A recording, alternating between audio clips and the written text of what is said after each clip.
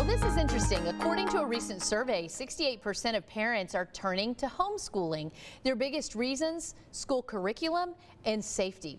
One former public school teacher in Central Texas is helping families transition to homeschooling. 6 News reporter Sarah Wilson has more in part 2 of her Teaching on the Homefront series.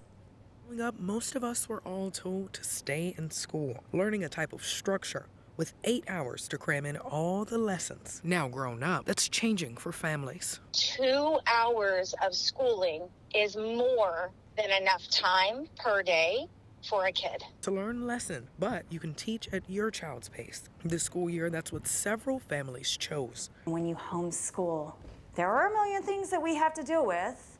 They're just personal. They're different, and they can be put to the side. Which is what Stacy Garcia did 6 years ago, breaking the learning structure she adopted as a public school educator in 2008. But Texas made her transition easier, much like the other 68% of parents that have considered homeschooling since January. I don't know how many people from other states have actually moved to Texas because our homeschooling laws are basically none. We have 3 things that we have to teach. Just math, reading, and social skills. Remaining subjects like history and science aren't required by law.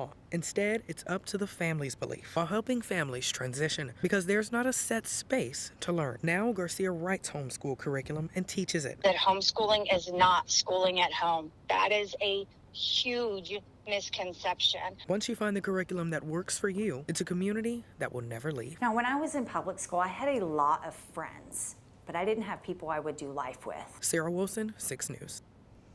Now on Wednesdays, Garcia teaches algebra for an hour at the Hopewell Classical School. If you're considering homeschooling or you want to see what it's like, you can just reach out to her. Now next week, 6 News reporter Sarah Wilson continues with part 3 of her series examining the curriculum difference for a co-op homeschool program.